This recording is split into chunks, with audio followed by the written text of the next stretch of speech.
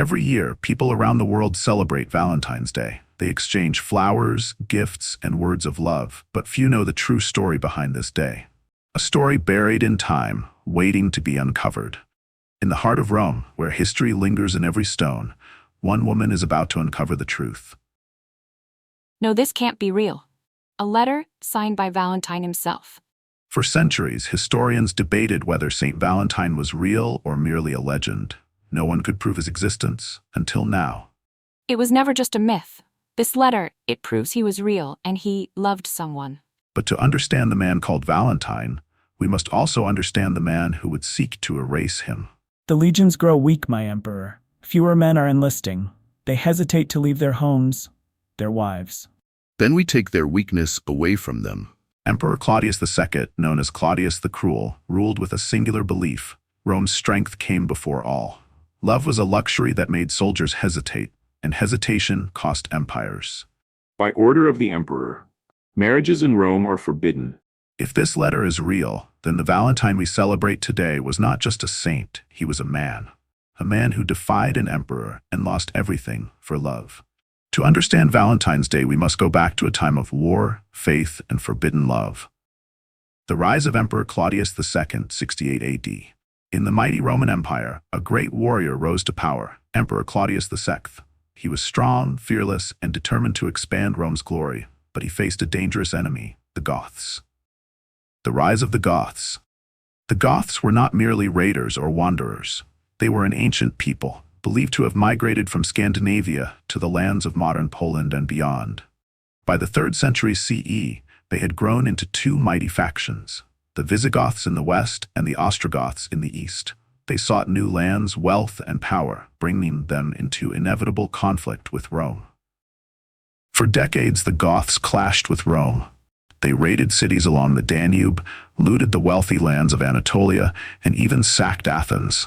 They were no mere barbarians. They were warriors and kings who sought their place in history. Gothic chief, Rome is weak. Their emperor grows old. Their cities grow rich while our children starve. We shall take what is ours.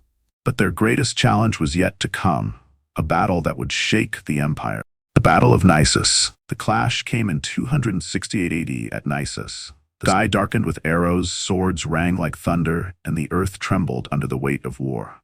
The Goths, confident after years of victory, believed they could bring Rome to its knees. For Rome, show these barbarians the might of the empire. It was fierce, but the discipline and strategy of the Roman legions proved superior.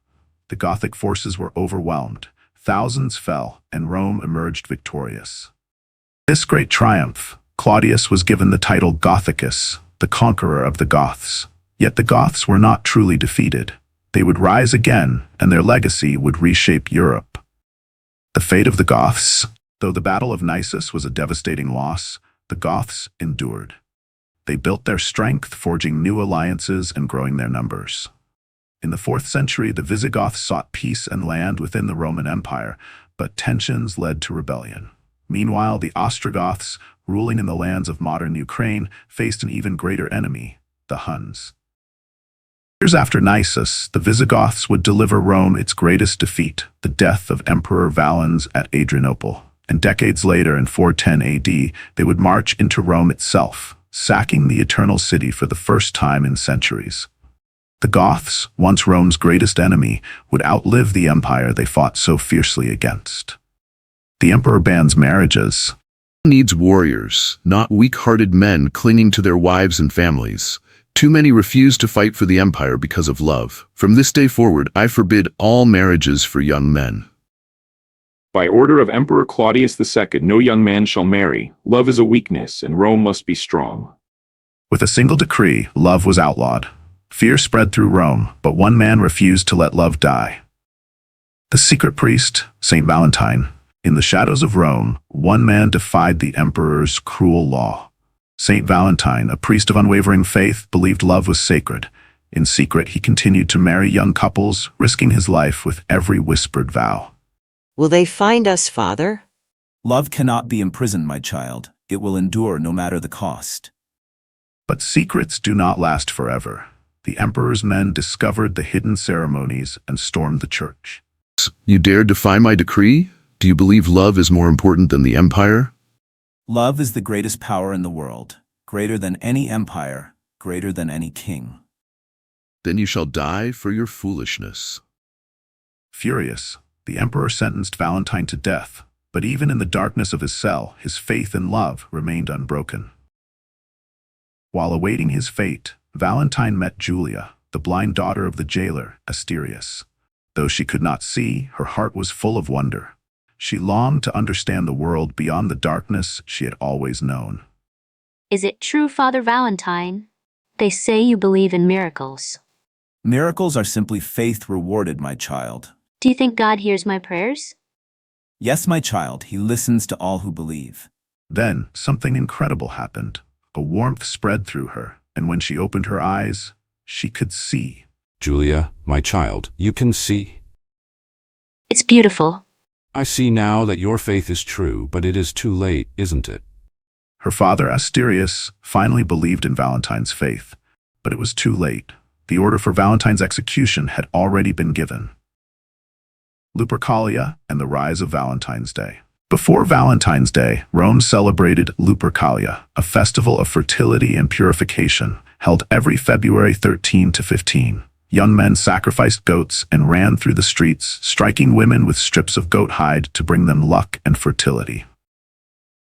But as Christianity spread, Pope Gelasius I banned Lupercalia in 496 AD, replacing it with St. Valentine's Day, a celebration of love, faith, and devotion. The wild pagan rituals ended, and a new tradition of romantic devotion began. Valentine's execution and legacy. On February 14, 269 AD, Valentine was led to his execution. He walked without fear, for he believed that love and faith were worth dying for. Valentine of Terni, you are sentenced to death for defying the will of Emperor Claudius II and spreading forbidden faith. Love is the truest law. No empire, no ruler, no decree can ever silence it. And so, with his final breath, Valentine became a martyr for love and faith. The night before his execution, Valentine wrote a letter to Julia, expressing his gratitude for their friendship and encouraging her to remain strong in faith and love. At the end of the letter, he signed it, "From your Valentine." Julia never forgot him, nor did the people of Rome. His story spread, carried from one heart to another, until his name became a symbol of love itself. And so every year on February 14th, we celebrate not just a day, but a legacy. The legacy of a man who believed in love more than fear. I hope you enjoyed the true story behind Valentine's Day. If you found it interesting, don't forget to like, subscribe, and follow for more incredible stories from history. See you in the next one.